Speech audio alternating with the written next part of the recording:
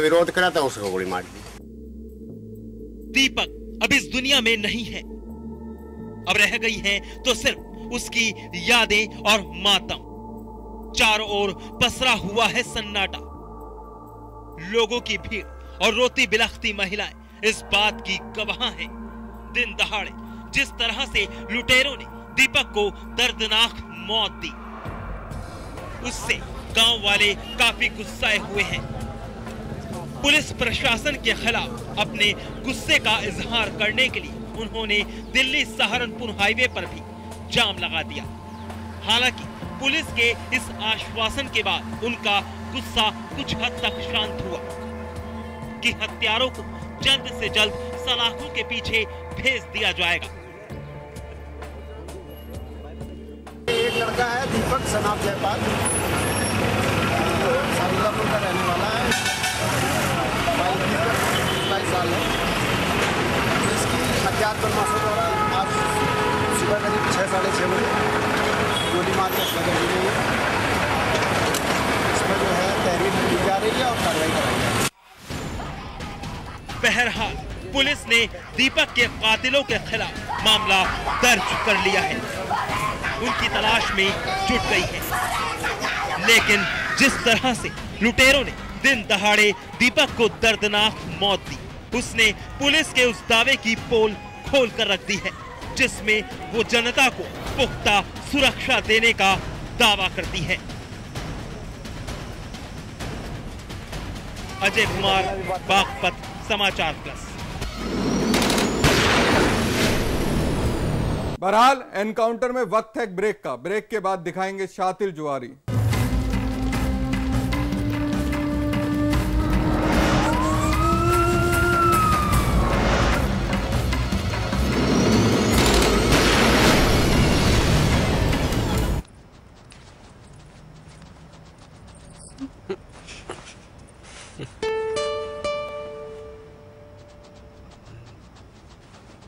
खाने में क्या है?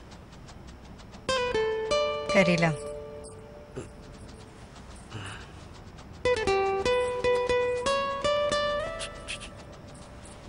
मीठे में क्या है? खाने के बाद मीठे में कुछ मीठा।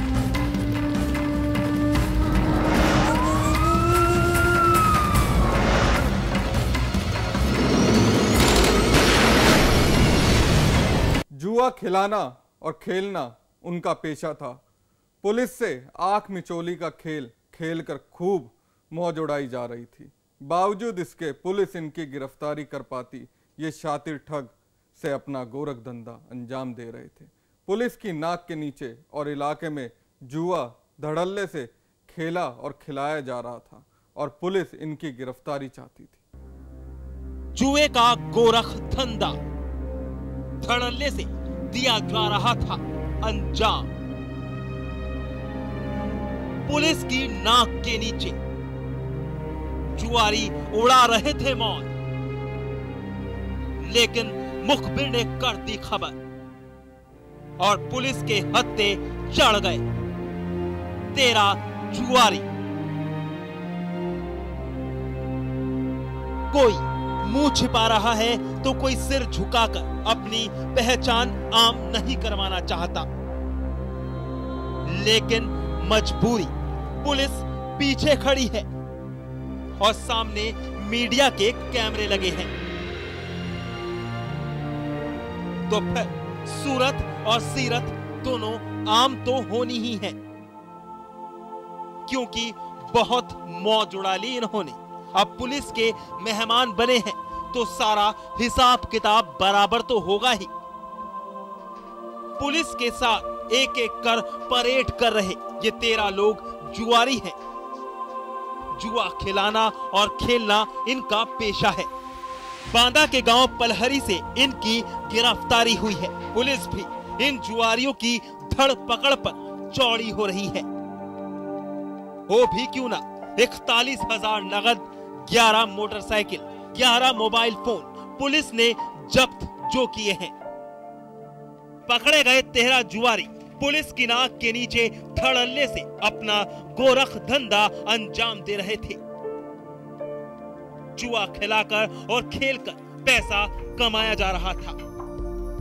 पुलिस को आए दिन इलाके से जुआ खेलने की खबरें मिल रही थी। पुलिस भी परेशान थी। आखिर जुए की जकड़ में फंसकर कई घरों के युवक बर्बाद जो हो रहे थे।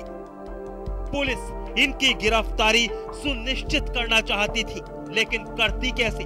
कोई खबर या सुराग मिलता तभी, लेकिन पुलिस के लिए मुखबिर की यह खबर कामयाबी लेकर आई। पुलिस ने अपना जाल बिछाया, गांव के एक मकान पर छापा मारा और जुआ खेलते इंतहा शातिर जुआरियों पर शिकंजा कस लिया गया। 13 के 13 शातिर जुआरी आज पुलिस के मेहमान बने हैं। रात में लगभग 11 बजे कोतवाली नगर पुलिस द्वारा पकड़ी गाँव में जुआ की सूचना पर दबिश देकर के 13 जुआरियों को पकड़ा गया है। उनके पास से कई मोबाइल, मोटरसाइकिल और काफी पैसा मिला है। बांदा पुलिस के हाथ एक बड़ी कामयाबी लगी है।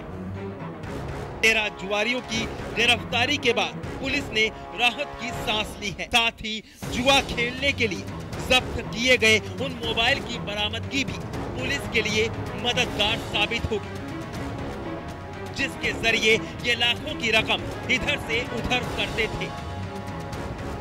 पुलिस पकड़े गए जुआरियों से पूछताछ का मन बना रही है और साथ ही ये पता लगाना चाहती है कि कहीं इनके तार किसी बड़े जुआरी गिरोह से तो नहीं जुड़े हैं। मोहम्मद साबिर, बांदा समाचार प्लस।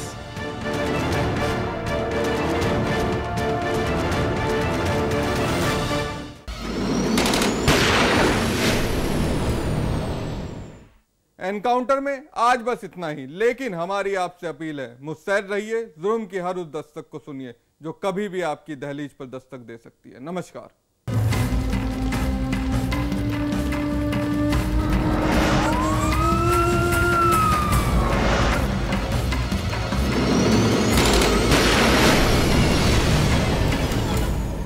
स्टेट टीम का यंगेस्ट ट्वेल्थमैन हूँ बॉस, मजाक थोड़ी ना है। तुम ना थोड़ी प्यास बढ़ाओ, थोड़ा पसीना बहाओ, थोड़ा डेडिकेशन दिखाओ, थोड़ी और प्यास बढ़ाओ।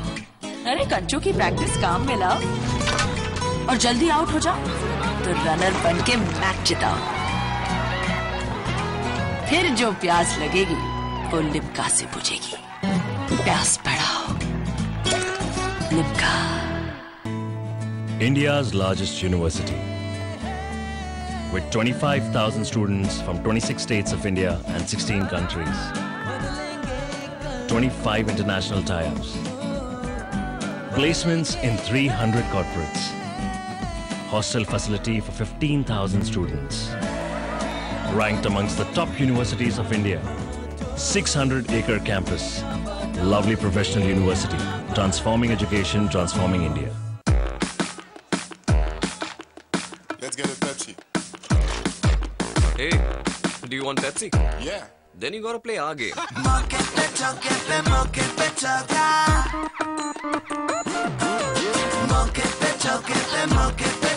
ये से नहीं हुआ। निशाना तू लगाएगा, फिर गोली चलाएगा, तुझे नहीं पता है कि गेम चेंज हो जाएगा। मौके पे चौके पे मौके पे चौका, आएगा तू लड़ेगा, हा हा हा हंसेगा, तुझ पे भारी पड़ेगा, गेम चेंज भी करेगा। मौके पे चौके पे मौके पे चौका, अरे मौके पे। No ball. What is a no ball? No ball means no Pepsi. मौके पे चौके पे मौके पे चौका। उत्तर प्रदेश और उत्तराखंड की बड़ी खबरों पर बड़ी बहस और बड़ी चर्चा देखिए अतुल अग्रवाल के साथ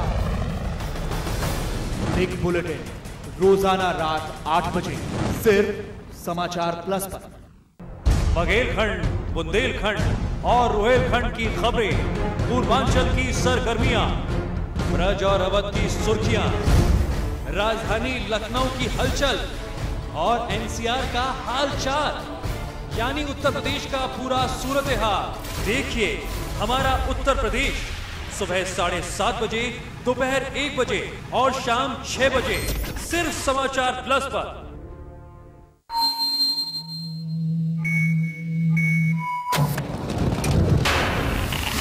पत्रकारिता के हर फन का उस्ताद, जो खबरों में भर देता है फौलाद, सच की वकालत करने वाला एक नौजवान, जो बंद कर देता है हर झूठ की जुबान। लोग कहते हैं जिसे बेबस और मासूमों की आवाज, जिसकी एंकरिंग का है अपना एक अलग अंदाज। देखिए अतुल अग्रवाल को सिर्फ समाचार प्लस पर। खबर वही जो हमने कही।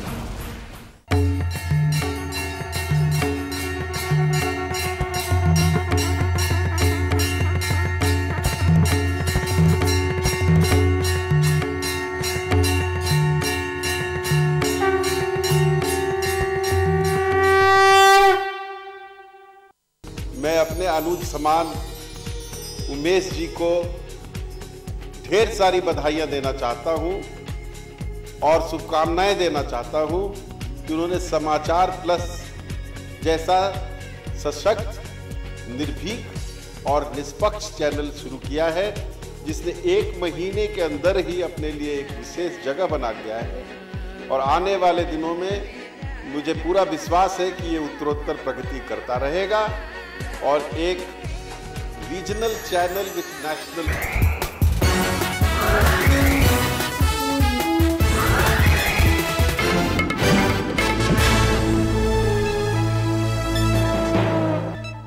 वो कल तक बंगाल के दादा थे, आज भारत के दादा बन चुके हैं। वो कल तक माननीय थे और आज बन गए हैं महामहिम। जी हाँ, प्रणब मुखर्जी बन चुके हैं भारत के 13वें राष्ट्रपति। लेकिन प्रणब मुखर्जी की इस नई पारी के कई पड़ाव भी है। राष्ट्रपति बनने से पहले और राष्ट्रपति बनने के दिन प्रणब मुखर्जी की नई पारी के 2 पड़ाव सामने आ चुके हैं। पहला, शिवसेना सुप्रीमो बाला साहब ठाकरे का वो लेख जो शिवसेना के मुखपत्र सामना में लिखा गया, जिसमें शिवसेना द्वारा प्रणब मुखर्जी को दिए मत का मान मांगा गया। उनसे कहा गया कि राष्ट्रपति बनने के बाद सबसे पहले अफजल गुरु की फांसी पर मोहर लगाए। और दूसरा पड़ाव ठीक आज के दिन ही, जहां प्रणब मुखर्जी शपथ ले रहे थे, वहीं राष्ट्रपति भवन से महज 2 किलोमीटर दूर जंतर मंतर पर टीम अन्ना और अन्ना हजारे प्रणब मुखर्जी महामहिम पर भ्रष्टाचार के आरोप लगा रहे थे। कल के वित्त मंत्री, आज के महामहिम राष्ट्रपति, भारत के 13वें राष्ट्रपति प्रणब मुखर्जी ने अपने अभिभाषण में कहा कि मैं चाहता हूं कि भारत में आर्थिक समानता है, लेकिन आर्थिक मंदी से गुजर रहे देश में आर्थिक समानता कैसे आ पाएगी, वो भी राष्ट्रपति के द्वारा ये देखना वाकई दिलचस्प होगा। भ्रष्टाचार के खिलाफ टीम अन्ना का जंतर मंतर पर अनशन शुरू हो चुका है। वहीं अनशन के दौरान प्रणब मुखर्जी की तस्वीर को ढकना पड़ा। के खिलाफ जांच की मांग को लेकर जंतर मंतर पर टीम अन्ना को अनशन के दौरान राष्ट्रपति प्रणब मुखर्जी की तस्वीर को ढकना पड़ा। वहीं टीम अन्ना को एनएसयूआई के कार्यकर्ताओं का विरोध का भी सामना करना पड़ा। इसी बीच अन्ना समर्थकों की उनसे झड़प हो गई। हंगामा कर रहे लोगों का कहना था कि जब अरविंद केजरीवाल खुद आरोपों में लिप्त हैं, तो वो भ्रष्टाचार के खिलाफ आंदोलन कैसे कर सकते हैं।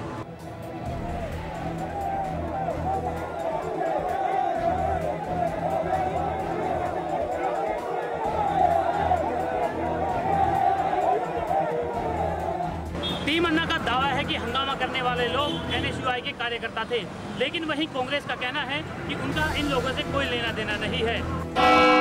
दिल्ली में टीम अन्ना का अनशन चल रहा है, तो कई शहरों में भी लोग अन्ना के समर्थन में अनशन पर उतर आए हैं। टीम अन्ना के जंतर मंतर पर चल रहे आंदोलन का असर हल्द्वानी में भी देखने को मिल रहा है, जहां अन्ना समर्थक बुद्ध पार्क में प्रदेशव्यापी आंदोलन कर रहे हैं। ये आंदोलन अन्ना के जंतर मंतर पर अनशन के समर्थन में उतरे टीम अन्ना के हल्द्वानी समर्थक कर रहे हैं। उनका कहना है कि अन्ना की मांगों पर सरकार को जल्द ही ठोस कदम उठाना होगा।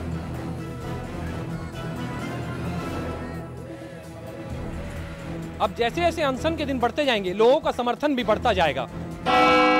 सपा के वरिष्ठ नेता और मुलायम सिंह परिवार के करीबी चौधरी हरमोहन सिंह का आज निधन हो गया। हरमोहन सिंह ने आज अपने घर पर आखिरी सांस ली। हरमोहन सिंह 94 साल के थे। 2007 में वो महासभा में अध्यक्ष रहे। 1991 में